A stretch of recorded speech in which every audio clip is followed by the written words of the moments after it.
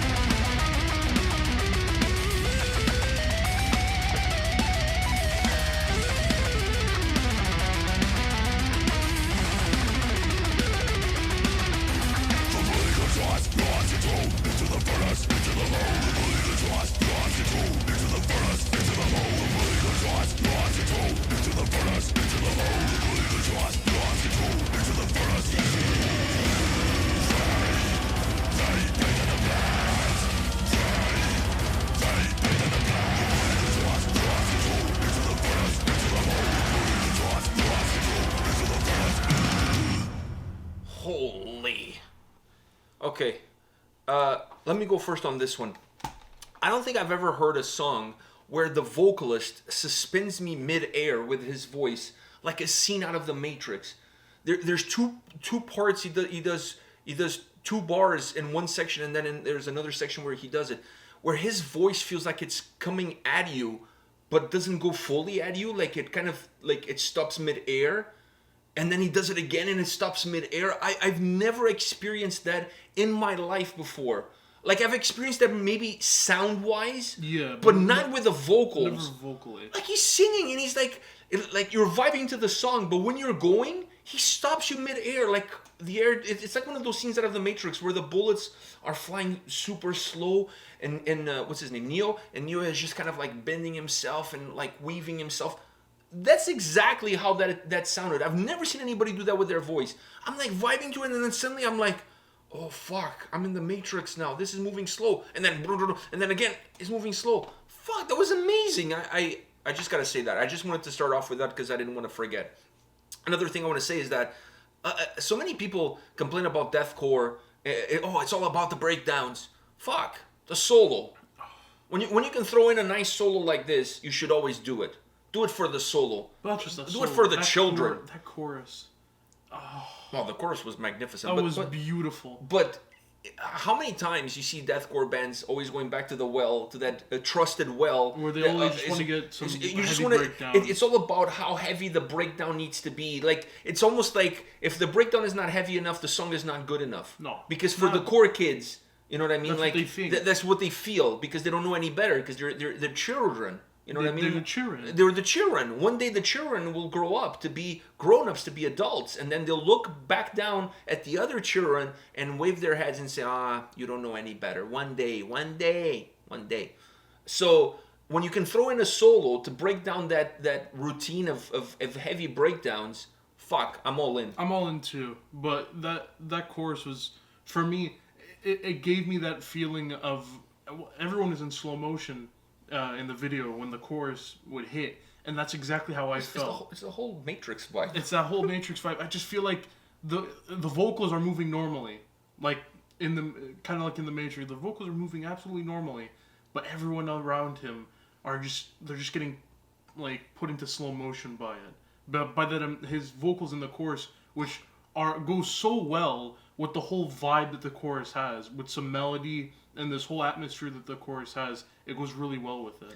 And I love the intensity that the song has. This is a song that really doesn't offer a lot of reprieves. It's just like, it has heaviness. Especially at the start there. Oh, it's just like, fuck, it just comes at you, and his voice is like a jackhammer adding on to the aggression that the track has.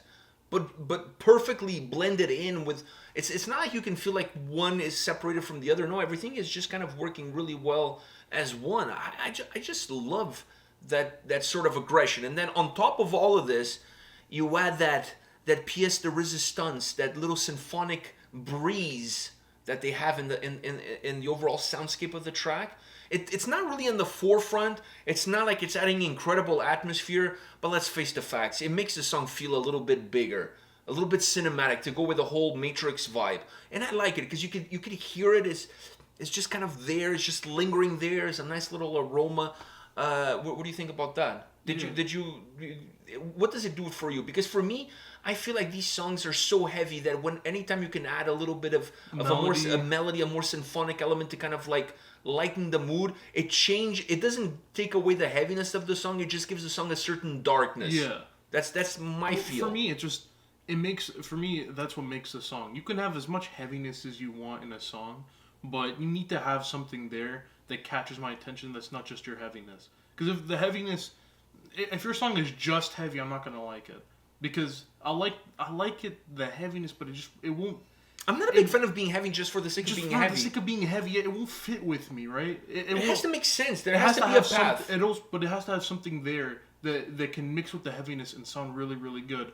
The chorus had it with the atmosphere that the melody brought to the chorus while still being heavy with those amazing deeper vocals. The guitar solo was incredible. The guitar solo was amazing, adding that too. So the song was heavy, but it wasn't heavy for the sake of being heavy. It was heavy, but it had all these elements added onto it. It almost feels like it's heavy, and that's one of the things about these guys. I've seen them live. I saw them at the Hard Luck Bar in Toronto. I don't think you've never been to the Hard Luck. I've never been to It's the on the Hard Luck. second floor of a condemned building. I mean, the building is not condemned, but it kind of looks... When you walk in, there's a 2x4 blocking your path from going into the basement. with the sign "Do not trespass" or something along those lines. At least the last time I was there. And then you have to go like 3 flights of stairs to the upper floor. And it's like, you know, you might as well just sign a waiver when you walk in, because like you're putting your life in your own hands. Like, let's just face the facts. When they were playing there, pieces of the ceiling tiles were coming off because the whole place was just freaking getting demolished. It was sold out show. It was in January, before the whole pandemic got started. January of 2020. One of the last shows that I got to see was these guys with Inferi and Brand of Sacrifice from Toronto. We just had them on the channel yesterday. So really cool band live, and they're able to transport what you see here into their live performance. It's not like when you see them live, something gets lost. If anything, they are actually heavier live. Definitely. But that's normal for every band. Always feels heavier live. But the thing I like about them is that they're heavy, but they're not heavy in a bucket. And what I mean by that, they're not like this control heaviness that is just brutal, grinding you. You feel like you're going through the meat grinder or to the wood chipper, and it's just like it's like compacting. It feels, their music is heavy, but it feels heavy, like stretched. Yeah, like more like of a thick layer. Yeah, but it's wide open, and I think it's the symphonic elements that really give this wide open feel. It's still heavy, but it's not heavy like in a control boxed space. It's heavy across a much wider surface, and because of that, I gravitate towards it. I feel like there's more for me to digest. It's not just fucking heavy. Okay, like yeah, but what else is there? I mean, you can make a super heavy song that doesn't make it good. You still have to have other things. This song is killer, and it's a song that, in my opinion, the soundscape of the track, the way it's put together, the heaviness that it has, really matches well with the name of the song, Intensified Genocide. I mean, if this song is not intense, I'm not quite sure what it would be. Yeah. His vocals were intense it's intense from the point you press play until the end. There's no like especially at the start. There's no foreplay. The faster vocals. No, dude, but it was like he was like chopping it up. Yeah. But it was really fast. But like it goes with the song perfectly. I don't even know how the fuck you can do that. I don't know how he does it. Yeah. It's like, you know what he's doing? I feel like halfway through me doing that, I'd choke on my own tongue. When I was listening to this song, I felt like he's like a conductor. You know, like the conductor goes like this? Yeah. Like really quick, like this. He's doing that, but he's doing that with his fucking voice. Yeah. Like, I don't know. Blows me away. How you were even able to do that and stay controlled and say the words that you need to say. Exactly. I don't know. It's beyond me. Incredible. All right, guys. This is it for today. Come back tomorrow. We'll have more videos for you. See you guys. See ya.